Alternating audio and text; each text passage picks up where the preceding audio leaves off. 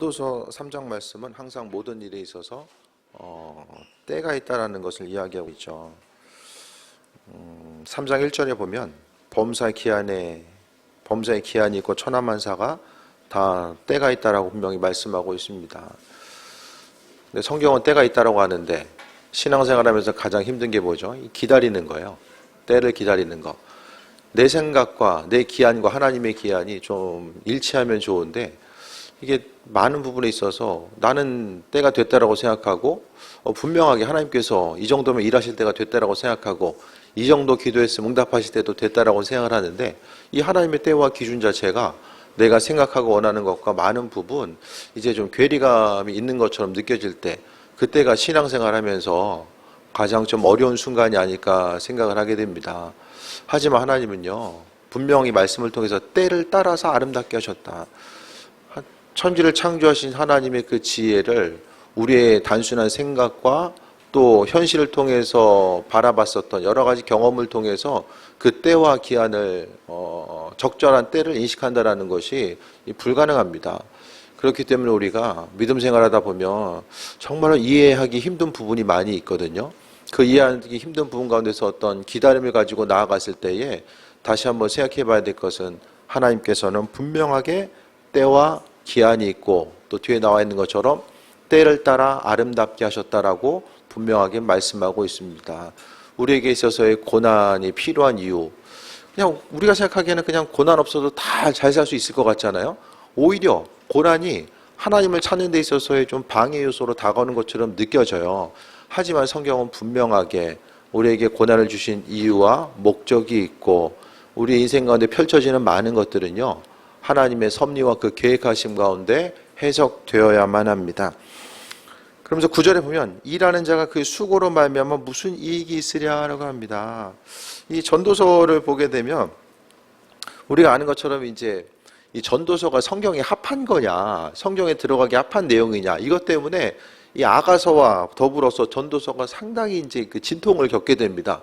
하지만 이제 마지막에 성경의 정경으로 들어올 수 있었던 것은 단순히 세상에서의 삶에 있어서의 허무함만 이야기하는 게 아니라 하나님 없는 삶의 허무함 자체를 이야기하는 것. 성경의 마지막에 보면은 하나님의 일하심 자체를 좀 더 강조하고 있거든요. 그러면서 이제 성경 가운데 포함되고 우리가 이제 말씀을 통해서도 분명히 오늘 본문을 통해서 생각해 볼 수 있는 것은 단순히 인생을 살아가는 것 자체가 허무함과 또 갈등의 모습, 어려움의 모습이 있지만 그 모든 것들이 다 하나님의 계획하심 가운데 이루어지고 있음을 기억해야 되는 것이고요. 그렇다고 한다면 우리가 누구나가 다 믿음 생활하는 것도 그렇고 그 삶의 여정 가운데 다 기쁘고 행복한 삶을 살기를 원하잖아요. 인생을 살아감에 있어서 기쁘고 행복한 삶을 어떻게 어디서 발견할 것인가. 성경은 한결같이 주님 안에 기쁨과 소망과 행복함이 다 그 안에 담겨져 있다는 사실을 계속해서 강조하고 있습니다. 9절에 나와 있는 것처럼 일하는 자의 수고로 말미암아 무슨 이익이 있으랴라고 합니다. 열심히 일하는데 수고가 없었을 때의 그로 인해서 경험하게 되는 여러 가지 환난과 어려움. 그러니까 처음부터 그냥 열심히 삶을 살지 않고, 그러니까 절망이라는 것은 그래도 열심히 뭔가를 해본 사람들에게 경험하게 되는 감정이거든요. 시도조차 하지 않고 열심히 뭔가를 해본 적이 없는 사람은 별로 절망할 일도 없습니다. 열심히 수고하고 노력했을 때 생각한 것처럼 일이 되어지지 않았을 때 다가오게 되는 절망감과 갈등과 어려움이 있죠. 그러면은 왜 어렵냐면은 그동안 열심히 했는데 뭔가 내가 원하는 대로 삶의 방향이 풀어지지 않아요. 그럼 그때 왜 절망감을 느끼죠? 앞으로 뭘 더 어떻게 해야지 내가 바라고 원하는 방향으로 나아갈 수 있을까? 그것에 대해서 길을 모르고 확신을 갖지 못하기 때문에 그런 현상들이 나타나게 됩니다. 10절 보면 하나님이 인생들에게 노고를 주사 애쓰게 하신 것을 내가 보았노라. 전도서 기자가 보기에 한 사람 한 사람이 수고하고 힘쓰고 애쓰는 그 모습 자체를 누가 줘요? 하나님이 사람들에게 주었다라고 이야기합니다. 우리가 알고 있는 하나님은 어떤 분이죠? 날마다 선한 방향으로 함께 하시는데 그 선한 방향으로 우리의 삶을 이끄시기 위해서 사람들에게 인생과 노고를 주신다. 안 주셔도 될 것 같은데, 그죠? 그냥 어려움 없어도 알아서 잘할 것 같은데 하나님께서는 인생들에게 노고를 주시고 애쓰게 하신다라는 것을 이야기합니다. 그리고 11절에 하나님이 모든 것을 지으시되 3장 1절에 나와 있는 것처럼 연결지어서 보면 때를 따라서 아름답게 하셨고 사람들에게는 영혼을 사모하는 마음을 하나님께 주셨다라고 말씀합니다.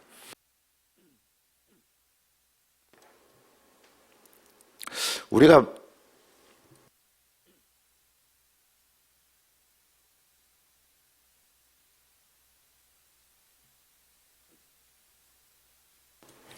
스스로 바라고 원하는 대로 삶이 모든 것을 다 이루어졌다라고 한다면 우리의 지금 상태는 어떨까요? 단언하건대 여기 있을 사람 아무도 없어요. 기도한 대로 다 이루어졌다라고 한들 여기 있을 사람 없을 것 같아요. 내 인생에 계획한 대로 다 이루어진대. 목사님들도 보면은 이제 신학교 들어가면 어떻습니까? 3년 안에 정말 500명 모일 줄 알았어요. 입학할 때는. 저만 그런 게 아닐 거예요. 아마. 시대적으로 좀 부흥의 시기도 있었고, 어쨌든 간에 이제 다들, 목사님들 이제 그 학교 졸업하고 신학교 들어갈 때는 확신을 가지고 들어가거든요. 주께서 부르셨다라는 확신. 그게 없으면 못 가죠. 물론 개 중에, 끌려서 가는 집안도 있어요. 이제 부모님 때문에 억지로 이렇게 끌려간 집안도 있지만은 대부분은 소명 때문에 가게 되거든요. 예를 들어서 이제 개척하고 나서 한 3년 만에 이제 내가 원하는 만큼 목회 규모를 갖게 되었을 때에 아마 성장은 거기서 멈췄을 거예요. 주님을 알아간다는 거, 또 신앙 때문에 고민하고 말씀 때문에 고민하는 시간이 멈추지 않았을까라는 생각을 해보게 돼요. 그러니까 삶을 통해서 어려움을 갖게 되는 건요. 그러니까 고난의 이유는 한 가지입니다. 사람이 사방이 막혀 있을 때는 하늘을 쳐다볼 수밖에 없거든요. 인생의 환난과 어려움을 만났을 때는 주변을 향해서 내 눈높이에 맞춰서 계속 바라볼 것이 아니라 하늘을 바라볼 것에 대해서 아버지께서 말씀하시는 사인이에요. 항상 하늘은 뚫려 있기 때문에. 때를 따라 하나님께서는 아름답게 하셨대요. 우리에게 있어서 있어야 될 것들 필요한 건 아시고 언제 적재적소에 있어야 될 것들을 아시고 하나님은 예비하셨다가 때를 따라서 공급해 주시는 것을 이야기하고 또 영혼을 사모하는 것, 하나님 나라를 사모하고 하나님의 뜻과 인도하심, 그러니까 보여지는 것과 거기서 멈추는 것이 아니라 보이지 않는 하나님의 뜻과 인도하심을 바라볼 수 있는 것. 영혼을 사모한다는 게 뭐죠? 믿지 않는 사람들은요, 그러니까 믿는 사람들은요, 원래는 타고난 삶을 살 수밖에 없어요. 믿지 않는 사람들이 보는 건요, 계속 말씀드리지만은 보여지는 것, 3차원의 세계가 끝이라는 거예요. 하지만 믿는 사람들이 보는 건 성경을 통해서 보이는 세계뿐만 아니라 보이지 않는 세계를 계속해서 집중하게 됩니다. 그러니까 우리는요, 그 4차원 이상의 세상들에 대해서 세상 구조 자체가 보여지는 것이 아니라 그 다차원의 세계를 우리가 살아가고 있다는 것을 이야기하고 있고, 성경에 있어서 하나님의 말씀이 시공간을 초월하는 것, 성령께서 이 땅에 임하시고 그리스도 예수를 통해서 일하시는 그 모든 것들이 시공간을 초월하시잖아요. 예수님께서도 부활하시고 나서 40일 동안 이 땅에 계시면서 몸을 입고 있을 때에 3천의 삶을 사셨던 것을 넘어서서 4천 이상 시공간을 초월하시는 그분의 사랑과 인도하심과 능력을 우리에게 비춰주고 계시잖아요. 시공간을 초월하는 것은 하나님의 능력이고 하나님만이 행하실 수 있는 그 일들에 대해서 이야기합니다. 그런데요, 사람들에게는 영혼을 사모할 수 있는 마음, 하나님을 사모하고 또 영혼을 사모한다라는 게, 영혼이라는 것이 과거, 현재, 미래를 생각할 수 있는 것. 그러니까 뭐 여러 가지 영혼을 사모한다라는 것이 뭐 여러 가지 의미가 있겠지만 저는 본문을 통해서 좀 삶을, 이것을 아주 쉽게 이야기하면 입체적으로 바라볼 수 있는 것, 보여지는 것이 전부가 아니라 보이지 않는 세계가 있다는 것을 인식하며 삶을 살아가는 거죠. 그래서 우리가 하루하루 삶에 있어서 보이는 것이 전부 다인 줄 알고 살아가면 어떻습니까? 절망스럽잖아요. 보여지는 것을 근거로 해서 미래의 계획을 짤 수밖에 없고 당장 보이지 않고 잡히지 않으면 상당히 불안할 수밖에 없습니다. 하지만 영혼을 사모하는 마음을 하나님께서 주셨어요. 그래서 무엇을 하든지 간에 보이는 것이 전부가 아니라 창조주 하나님의 손길과 인도하심과 예비하심을 바라보게 만들어 주셨다는 거예요. 그래서요, 신앙인들, 그러니까 믿음의 다음 세대들도 삶의 여정 가운데 탁월할 수밖에 없는 이유는 무엇입니까? 삶을 입체적으로 생각하고 또 그 아이들도 교회에 오니까 교회 밖에서 있으면 아이들이 삶과 죽음의 문제, 교회에 출석한다는 것은 그 하나님 어떻게 만나요? 죽음 이후에 만날 수 있는 부분을 많이 생각하잖아요. 그러니까 어렸을 때부터 인생에 있어서의 부분이 내가 태어나고 죽는 그 순간까지가 아니라 영원한 하나님 나라에게까지 그 긴 삶의 여정을 깊이 바라보면서 살아가게 됩니다. 그러니까요, 삶을 조금 더 깊고도 넓고 입체적으로 바라볼 수밖에 없다라는 거죠. 그래서 영혼을 사모하는 마음을 하나님께서 주셨다라고 하고, 영혼을 사모하는 마음이 무엇입니까? 한마디로 이야기하면 영. 사람이 영혼 육으로 구성되어 있잖아요. 사도 바울이 얘기하면 3분법의 영혼 육. 그래서 영을 주셨다는 거예요. 어저께 우리 박성환 청년과 심도 있는 이야기를 했어요. 지금 화두가 뭐죠? 인공지능. 이렇게 깨어있는 분들과 이렇게 같이 신앙생활해서 이렇게 감사한 인공지능. 마이크로소프트에서 챗 GPT를 만들었어요. 인공지능을 만들었어요. 성원이랑 얘기하면서 이제 예전에 제가 교회 청년들하고 얘기하는 3년 전부터 이제 인공지능 대비해서 준비하지 않으면 안 된다 했더니 성환이가 그때는 안 들렸는데 이제 들린 거예요. 그 얘기를 하는 거예요. 그래서 이제 성환이가 컴퓨터 쪽 개발하고 있고 교회 이제 또 컴퓨터 쪽으로 많이 연결돼 있으니까 타격을 입을 수밖에 없거든요. 그러면서 얘기하다 보니까 컴퓨터를 대신할 수 없는 게 뭐죠? 인공지능이 대신할 수 없는 거? 잘 생각해 보세요. 그러니까 이제 기계공학이 인공지능을 근거로 해서 기계공학이 발달되면요, 사람이 이제 영화에서 보는 안드로이드, 사람을 닮은 안드로이드, 이게 뭐 사람이 힘써서 일할 수 있는 것들도 이제 점점 더 대체해 나가고, 그 다음에 지식 기반으로 하는 거, 의사나 변호사나 뭐 변리사, 지식을 기반으로 해서 지식을 필요할 때마다 꺼냈었던 그 지식 기반의 노동자라고, 지식 노동자라고 하잖아요. 다 점점 더 이제 위부터 대체될 수밖에 없는 상황이죠. 그럼 이 가운데서 대체되지 않는 게 뭐죠? 얼마 전까지만도 생각했을 때에 사람의 마음을 움직이고 감정을 터치할 수 있는 것은 안 된다고 봤거든요. 근데 이제 이게 돼요. 인공지능이 수많은 데이터를 갖고 있거든요. 사람의 마음을 터치할 수 있는 거. 왜냐하면 임상 사례, 상담하는 사례. 그러니까 수많은 데이터들을, 그러니까 인공지능과 사람과의 대화, 그러니까 사람이 대화할 수 있는 수준 자체를 인공지능이 이제 따라갈 거예요. 그래서 인공지능과 대화하면서 힐링을 얻는 거예요. 야, 이런 사람도 있어. 인공지능이 얘기를 해줘요. 의학적으로 보면은 지금 상태가 지금 의학적인 기능이 이런 상태이기 때문에 이 부분만 조심하면 나아질 수 있어. 이게 대체가 될 거예요. 반드시 대체가 돼요. 사람의 마음을 움직이고 터치할 수 있는 부분도 이게 대체가 돼요.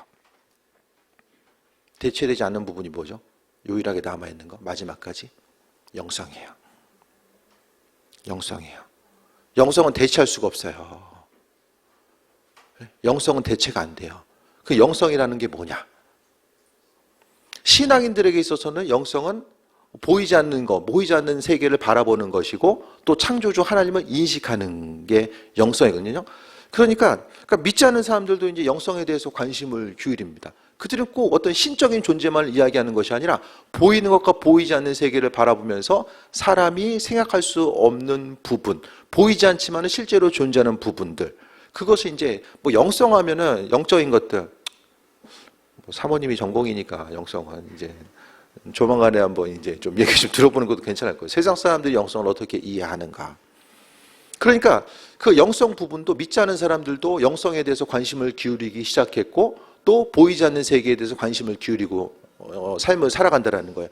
그래서 우리가요, 그 AI가 대체할 수 없는 것 자체가 영성이라고 한다면, 우리는요, 신앙인들이 앞으로 삶을 살아감에 있어서 직업군이 대체돼도 살아남기 수월한 게 영성 부분이 무엇인지 된 기본적인 인지를 갖고 있기 때문에 그 안에서 삶을 어떻게 살아가야 될지가 분명히 인식되고 나아갈 수밖에 없다라는 거예요.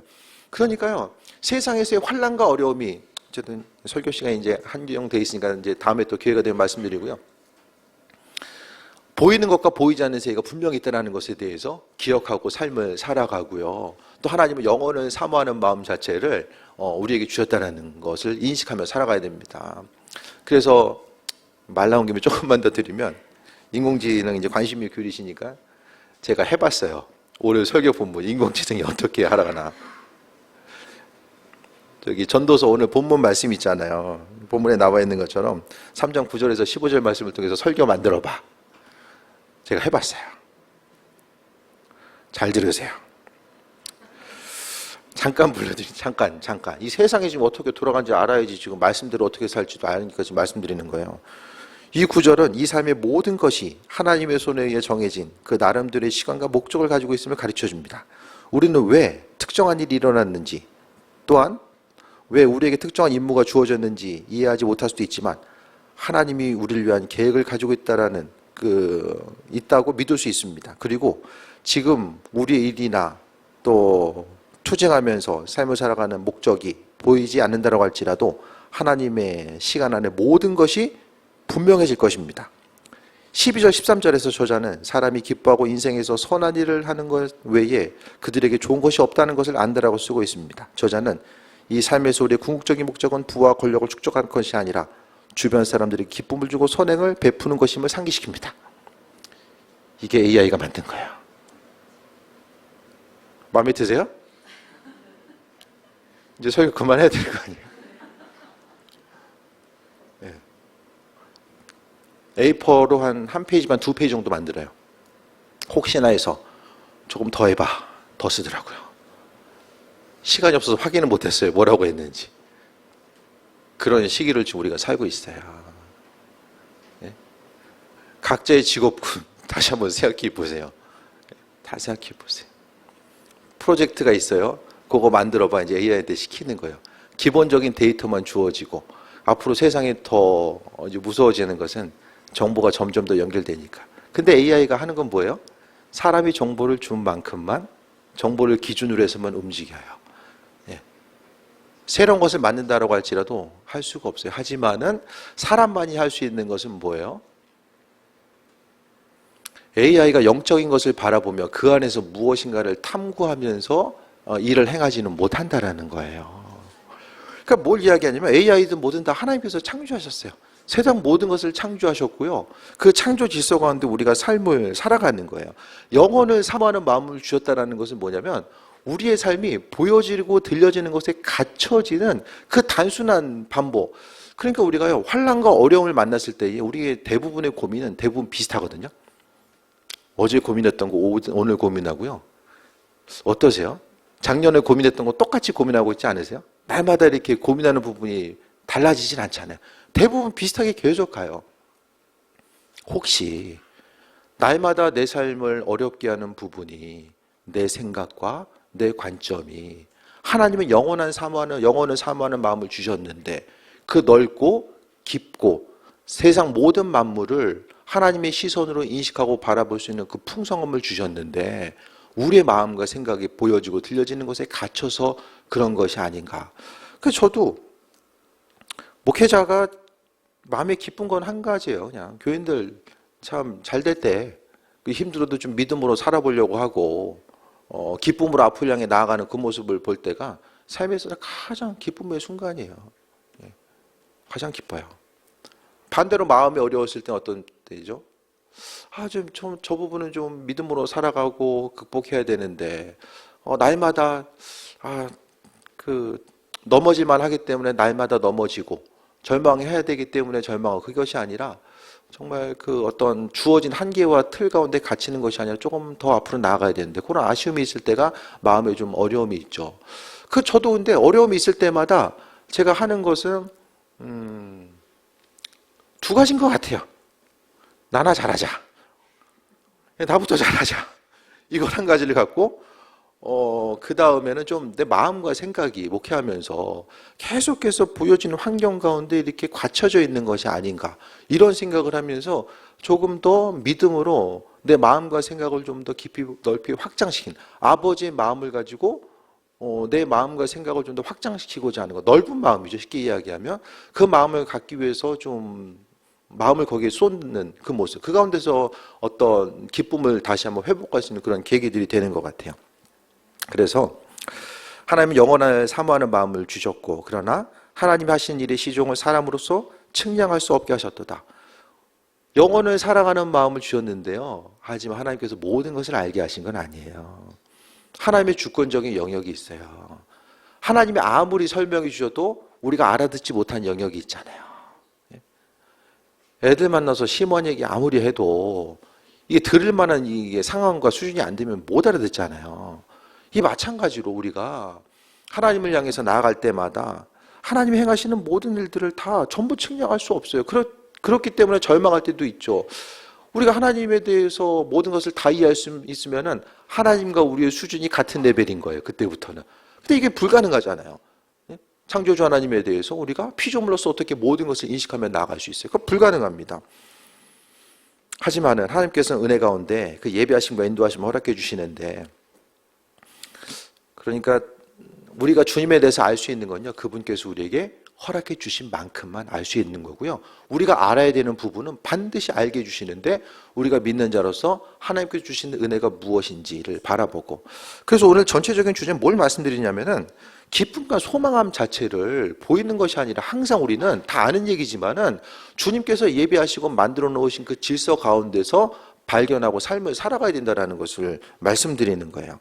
13절에 사람마다 먹고 마시는 것과 수고함으로 낙을 누리는 그것이 하나님의 선물인 줄 또한 알았도다라고 합니다. 삶에 있어서의 힘들고 어려운 상황이 있었는데요. 하지만은 먹고 마시고 수고하는 것, 세상 가운데 작은 기쁨이라도 누리는 것이 하나님의 선물이다라고 오늘 본문 전도서 기자는 이야기하죠. 우리 인생도 마찬가지입니다. 하루하루의 삶이요, 하나님께서 주시는 선물입니다. 어떤 큰 것들, 기도 제목 응답 받아야지만 그것만이 선물이 아니라 모든 일들이 하나님께서 우리의 삶에 있어서 주신 아버지의 선물입니다. 하나님께서 허락하신 선물이라는 것에 대해서 아는 사람은요, 날마다 작은 것이라도 감사하면서 삶을 살아가는 거죠. 그래서 수고하고 힘쓰는 모든 것들, 보여지고 들려지는 것들 가운데서 감사하며 살아가는 것. 우리가 하나님 향해서 기도할 때도요, 어떻게 기도하죠? 각자 이제 뭐 기도하는 패턴이 있겠지만은 그 중심적인 것은 하나님을 향해서 찬양하는 것, 하나님 영광 받으시길 바랍니다. 하지만 그 하나님이 내게 어떤 분인가에 대해서 그 안에 좀 수식어가 붙으면 좋을 것 같아요. 그냥 성경에서 이야기하는 창조주 하나님, 내게 은혜를 베푸시는 분 다 있겠지만은 기도하면서 날마다 교회 가운데 은혜도 하시고 부흥을 허락하시는 하나님을 찬양합니다. 이렇게 하나님을 향해서 구체적으로 기도할 수 있잖아요. 이게 이제 조금 더 친밀한 기도가 아닐까라는 생각을 해보게 됩니다.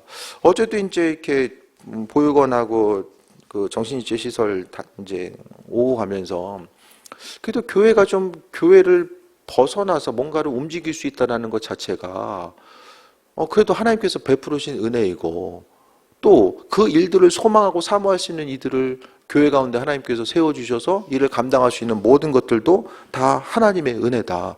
교회를 향해서 허락하신 하나님의 선물인 거예요. 그래서 우리 교회를 통해서 교회 때문에 누군가는 조금 더 삶에 있어서의 하나님의 도우심의 손길을 경험할 수 있고 창조주 하나님을 바라볼 수 있는 것, 그 일들을 위해서 쓰임받을 수 있는 것 자체가 얼마나 감사한가. 그래서 우리의 삶에 있어서 계속 너무 힘든 것만 바라보지 마시고 하나님께서 오늘 하루의 삶을 통해서 내게 어떤 선물을 허락하셨는가, 지난 한 주간 어떤 은혜를 주셨는가에 대해서 돌아보는 거예요. 힘든 것만 바라보면 계속해서 마음과 생각이 힘든 것에 갇히게 됩니다. 하나님과는 상관없이 힘든 것만 집중하다 보면요, 힘든 생각은 또 힘든 것을 불러와요. 보이지 않는 세계는요, 어떻습니까? 다차원의 세계는 생각이 힘과 능력이 되고, 예수님께서도 말씀하신 것이 어떤 구체와 형체를 이루는 것처럼 생각이 다차원의 세계로 가면 갈수록 생각이 생각으로 끝나지 않고, 성경에서는 예수님께서 말씀하셨잖아요. 마음에 죄 짓는 것 자체, 그것에 대해서 경계하신 이유가 무엇입니까? 생각이 생각으로 끝나지 않기 때문에, 말이 말로서 끝나지 않기 때문에 주께서 말씀하신 거예요. 우리가 생각 가운데서는 그냥 한 말인데 뭐 생각만 하는 게 생각으로 끝나지 못하겠어? 아니에요. 하나님 나라의 원리와 법칙은 말과 생각이 단순히 그것으로 끝나지 않기 때문에 우리는 이 땅에서 천국 백성으로서의 삶을 살고 있잖아요. 그러니까 간절히 기도하는 것도 무엇입니까? 말이 형체화가 되면 하나님께서 이루실 것에 대한 이 기대함과 소망함이 단순한 기대와 소망함으로 끝나지 않는 것을 믿기 때문에 기도하는 거잖아요. 생각을 조심하는 거, 성경에서 음욕을 품지 말라고 말씀하신 것도 왜 그렇습니까? 그것 자체가 언젠가는 형체가 되기 때문이요. 사단이 이용할 수도 있고. 그러니까 이런 부분들을 항상 우리가 조심해야 됩니다. 그래서 전도서 기자의 이야기처럼 낙을 누리는 그것이 하나님의 선물인 줄 알았도다. 이것도 기쁨인 거예요. 일상생활의 모습이 내가 수고하고 땀 흘려서 그냥 얻었구나. 그것이 아니라 그거 작은 것들 하나하나가 하나님의 선물. 이 표현도 참 기가 막힌 것 같아요. 하나님 내게 선물을 주셨다. 일상의 삶이 하나님의 선물이다. 이 많은 부분 생각하지 못하잖아요. 그냥 하루하루 밥 먹다 살아가잖아요. 하지만은 하나님을 인식하고 영혼을 사모하는 삶을 인식하는 사람들은 내 삶의 여정이 나로 인해서 시작되어 끝나는 것이 아니라 하나님과의 관계성 가운데 모든 것이 주어지고 있음을 인식하기 때문에 하나님의 선물임을 고백하는 거예요. 작은 것이지만 주께서 은혜와 선물로 주신 것에 대해서 소망하는 거죠. 그래서 앞으로의 삶의 여정 가운데서도 교회의 학생들이나 청년들도 학교에서 점수 조금씩 더 받는 것도 중요하겠지만 그거보다 더 중요한 것은 사고와 생각의 확장, 보이는 것이 전부가 아니다라는 것에 대해서 분명히 인식이 되면 그것을 통해서 또 하나의 하나님의 지혜와 능력이 우리에게 주어지고 감사의 조건들이 생겨지는 거예요. 14절에 하나님께서 생각하시는 모든 것을 영원히 있을 것이라 그 외에 더할 수도 없고 그것에 더 덜할 수도 없나니 하나님 이같이 행하시면 사람들이 그 앞에서 경외하게 하려 하심인 줄을 내가 알았도다. 하나님 모든 것을 행하시는데요. 부족해서 사람이 더하거나 남아서 불표로 해가지고 빼거나 그럴 필요가 없어요. 하나님은 하나님의 그 창조적인 능력이 세상 가운데 그대로 드러나 있고 이 모든 것들은 다 하나님께서 행하신다. 그러니까 성경의 주체는 무엇입니까? 하나님이 하신다. 그리스도 예수 주님이 하신다. 네가 해봐라. 어디 있어요? 한번 죽을 힘을 다해서 한번 해봐. 주님과는 상관없이 알아서 해봐. 없어요. 성경의 주체는 다 하나님이 하신대요. 근데 우리는 하나님이 하신다라는 것을 빼고 하라는 내용만 바라보면서 내가 뭘 해야 되지? 그것 때문에 계속해서 이제 절망하면서 살아가는 거죠. 그것이 아니라 모든 것을 다 하나님께서 행하신 거예요. 왜? 사람들로 하여금 하나님을 경외하게 하려 하신다. 신앙생활을 하기 위해서는 한 가지 물음에 대한 답을 해야 돼요. 우리가 내 인생 가운데 예수님이 정말 필요한가? 왜 필요한가? 그것에 대해서 답을 해야지만이 믿음 생활을 할 수 있어요. 내 인생 살아가는데 별 문제 없고 주님에 대해서도 별로 필요가 없어 그러면 믿음의 여정 가운데 나아갈 수가 없거든요. 하나님이 왜 필요한가에 대해서 분명하게 답을 해줄 수 있어야 되는데 그것은 삶의 여정 가운데 내 인생 스스로의 삶의 여정 가운데서는 소망을 발견할 수 없음을 분명하게 인식하는 것. 성경에서 하나님은 겸손을 이야기하죠. 겸손은 무엇입니까?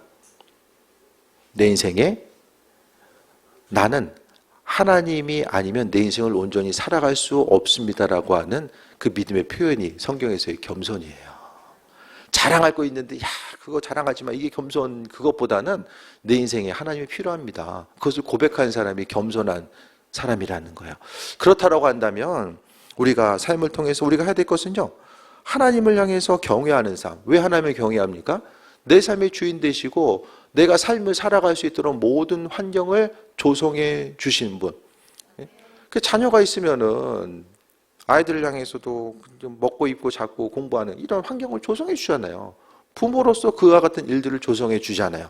이 마찬가지로 하나님께서 모든 것을 행하셨다라는 것에 대해서 바라보고 영혼을 사모하는 마음을 주셨다라는 것은 하나님을 인식하고 그분께서 주인 되셔서 내 삶을 이끄시고 인도하신다라는 것에 대한 소망과 기대함이 있고 그 기대함이 하나님의 일하심을 바라보면서 하나님을 경외하는 그 삶으로 나아갈 수밖에 없기 때문에 본문을 이야기하고 있습니다.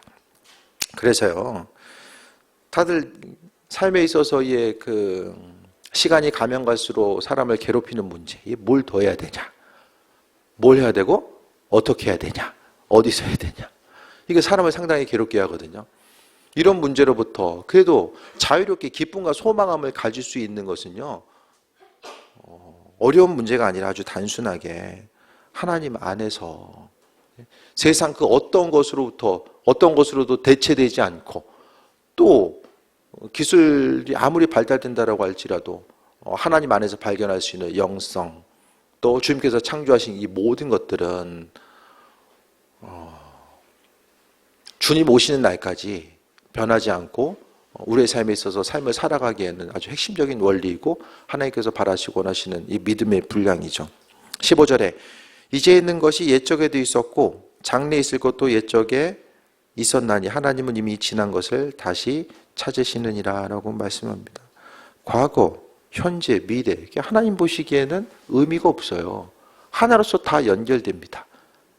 그래서 쉽게 말씀드리면 2000년 전에 십자가에 달리신 그분이 죄를 사해 주신 거, 그때 나는 태어나지도 않았는데 나랑 무슨 상관이냐.